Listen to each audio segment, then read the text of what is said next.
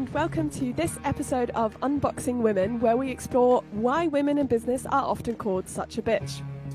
Our aim is to explore how and why women are marginalised in the music industry, and we will also broaden our view to the underlying aspects of modern society in general.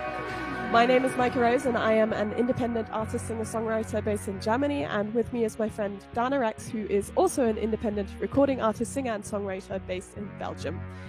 This is a bi-weekly live stream on YouTube, and you can listen to it on all your favourite podcast places too. Welcome. This is the first time we're doing this intro-outro thing live, so it's very scary.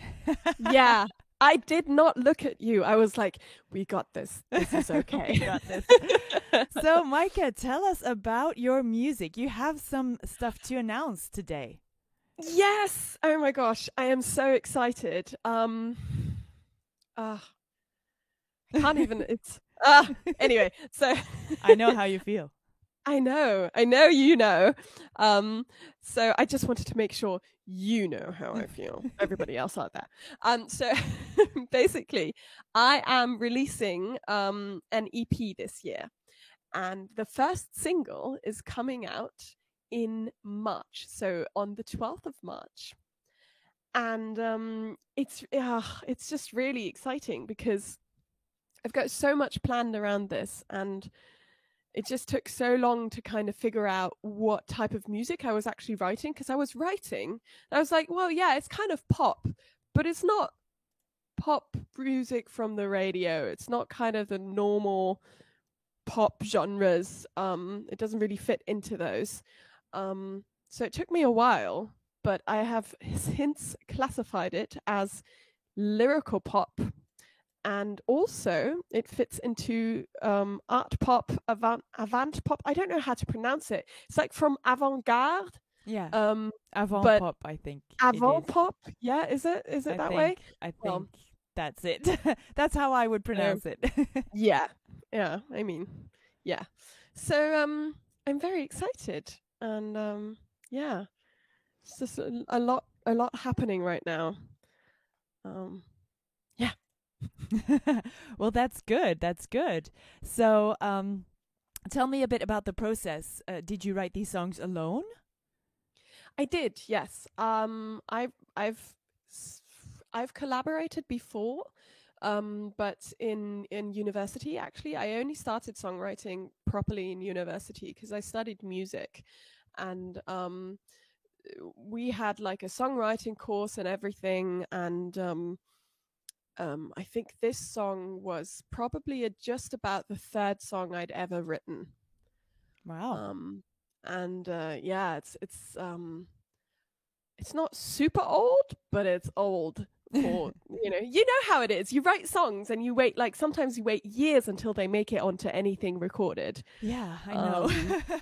And I think the public doesn't know this, that sometimes songs are written a long time ago, and the opportunity to release them doesn't come along immediately, and then you're writing a body of work, and you keep all these songs because you're just writing, and then all of a sudden it's there, and you kind of have to go back to what you were feeling in that moment of writing it.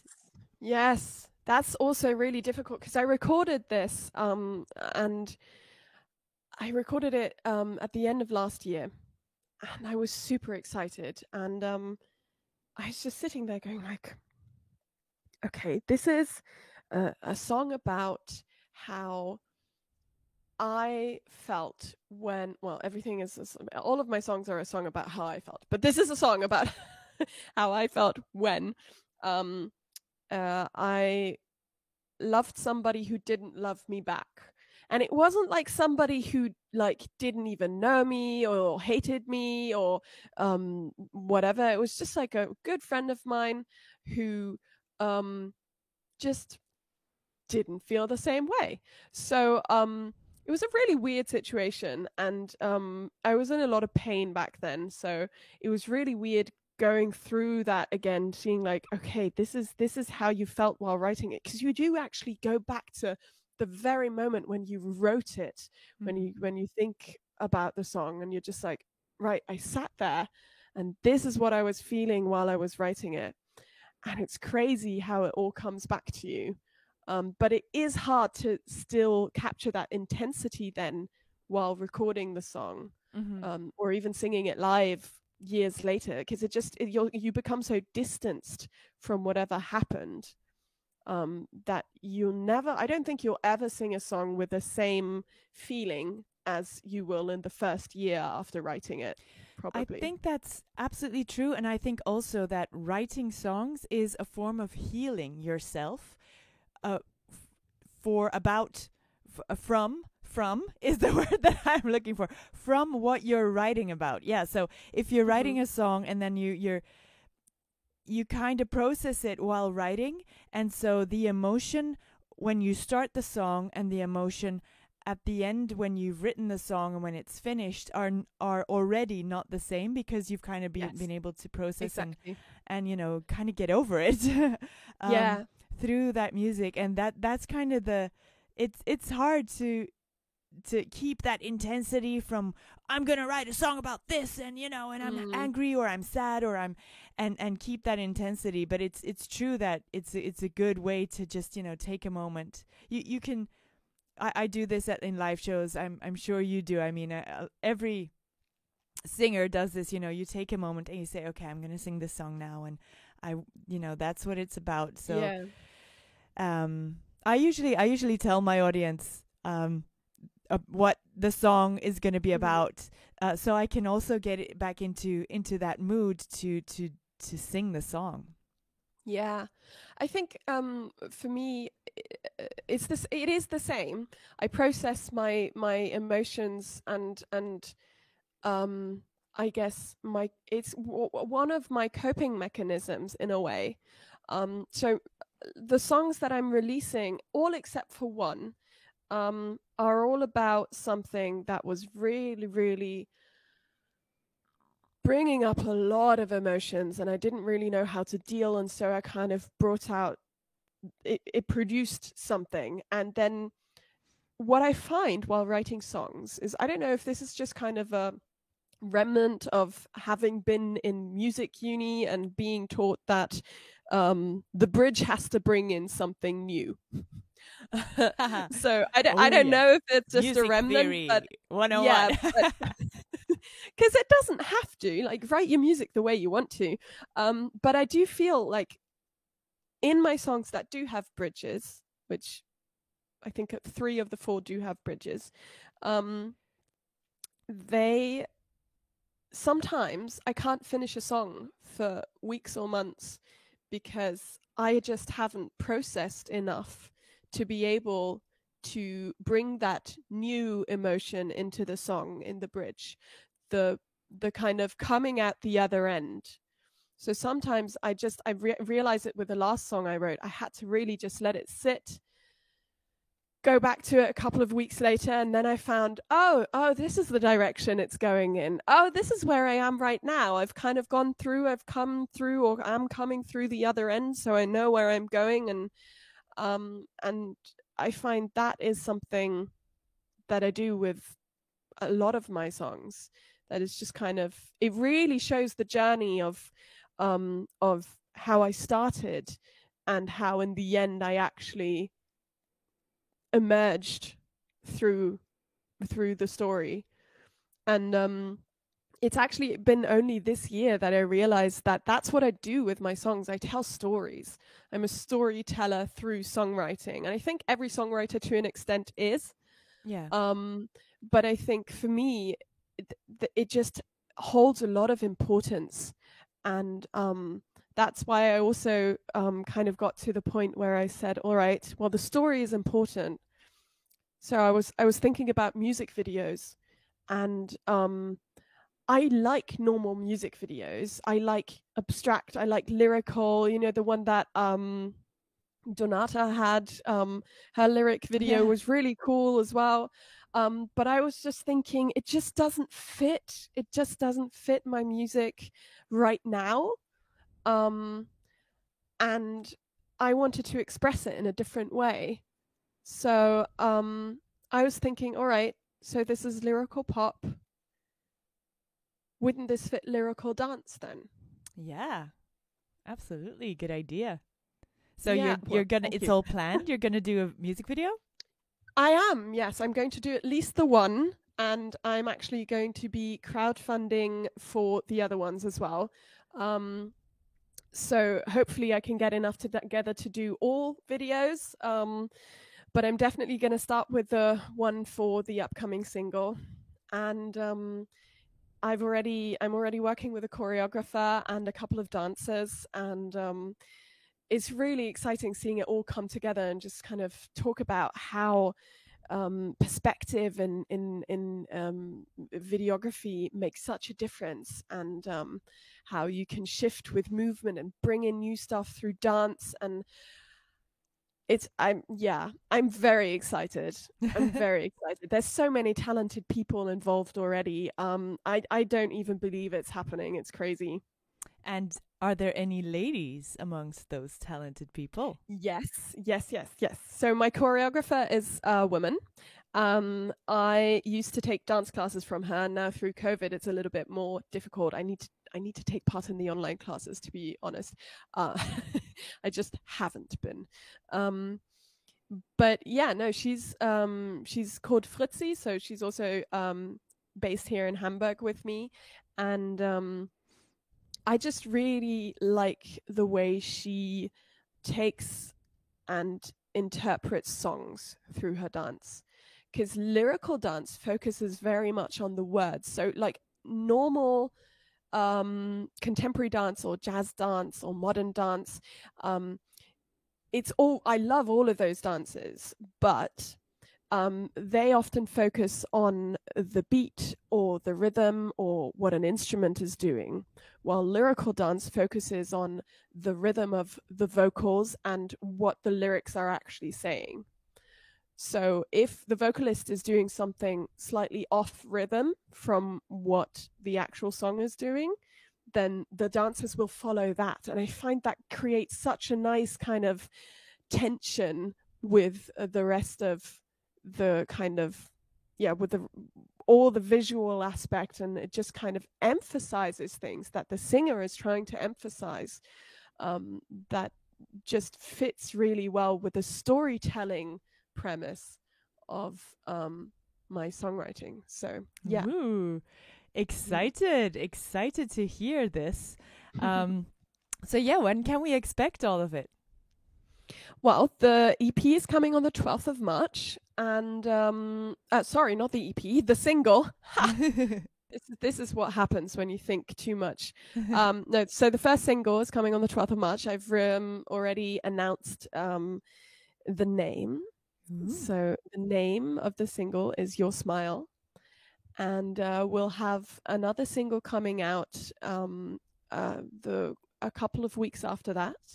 And then the EP will come out at the beginning of June. So still good. A little bit to go, but I need time to make the music videos anyway. So oh yeah, trust me. Yeah, yes. But we do have something special today, because we are going to be playing a snippet of my upcoming single. So yeah, I'm very excited, because this is actually the first time I will be releasing this to any sort of wider audience. So first teaser here on Unboxing Women. All right, well, let's have a little listen. Yes.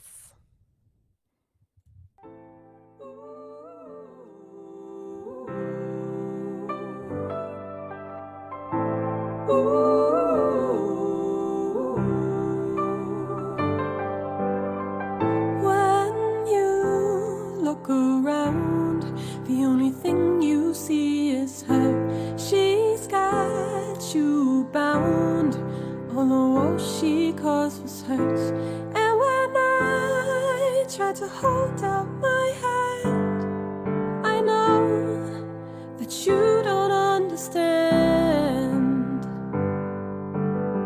She made you blind when she dragged you through the dirt. You can't see the kind. All you remember is the hurts. Ooh.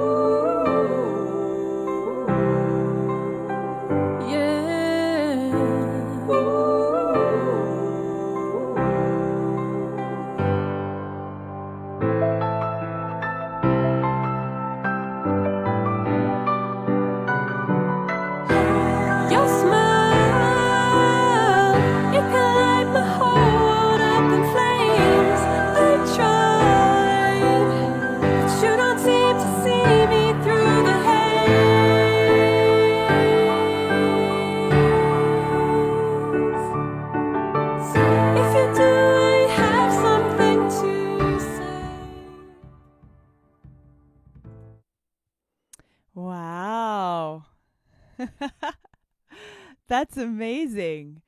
It is lyrical pop. Yes, it is. Yeah, it's crazy, right? It's a very good description. Yeah. It's so just you and the piano, you know, and then the background, it's very emotional. I think that was what you were going for. Yes. But yeah, I absolutely. Ooh, you're giving me shivers. Aww, so cute.